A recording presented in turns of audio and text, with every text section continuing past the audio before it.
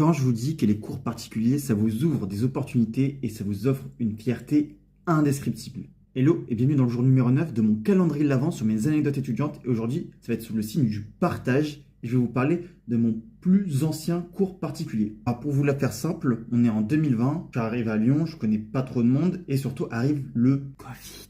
Donc c'était un peu compliqué d'avoir quelque chose à côté. À Nice, j'avais déjà donné des cours particuliers à des terminales et ça s'était bien passé. Sauf qu'avec le Covid, c'était beaucoup plus compliqué pour se rendre à domicile et donc il fallait passer à distance. Et là, on arrive à la fin du premier confinement et je reçois l'appel d'un pote, le message d'un pote qui me dit j'ai un cours particulier, sauf que je peux pas m'y rendre vu qu'ils veulent des cours en présentiel et moi, je suis pas sur Lyon. Est-ce que tu veux bien le faire? Moi, je vois une opportunité, je me dis why not, ça me fera toujours un peu de sous en plus et en vrai c'est toujours sympa. J'appelle, on convient d'un premier rendez-vous et à savoir que c'était des cours de maths pour une jeune fille qui était en 6e.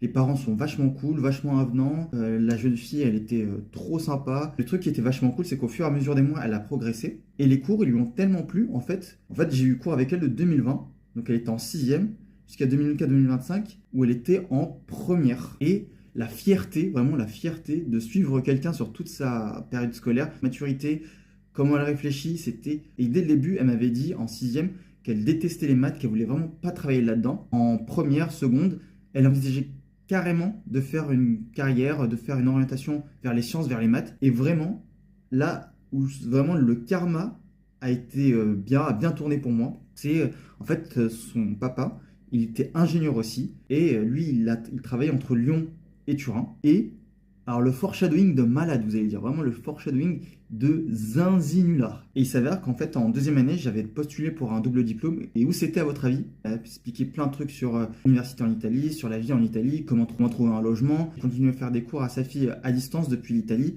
Qu'elle a accepté de venir sur le podcast, celui-ci, où on parle en fait de son expérience dans le lycée collège international à Lyon. Et l'écouter, franchement, c'est trop bien si vous ne savez pas quoi faire au lycée ou au collège ou savoir ce que c'est qu'un lycée international, on apprend plein de trucs. Et en fait, son papa, comme il a des années d'expérience, il m'a donné plein de conseils sur comment postuler, des expériences, comment développer son réseau. Et en fait, c'était plus ou moins mon conseiller carrière. Vraiment, il y a des fois, il y a des coups du karma, il y a des opportunités qui s'ouvrent, vous savez même pas. Et en vrai, où est-ce que ça en est aujourd'hui? On est toujours en contact, même si je donne plus des cours à sa fille. Ce genre d'opportunité, ce genre de taf, ça va vous permettre de sortir de votre zone de confort, d'expliquer des notions qui sont un peu complexes. Et en vrai, ça vous permet de faire votre réseau, mais avec le temps, en fait, quand tu parles avec les parents, tu peux comprendre qu'il y a plein de discussions, plein de problématiques sur lesquelles ils peuvent t'aider. Ça pour dire que si vous êtes étudiant, que vous savez pas trop quoi faire comme taf étudiant, les cours particuliers, franchement, je conseille, que ce soit à distance ou en présentiel, mais la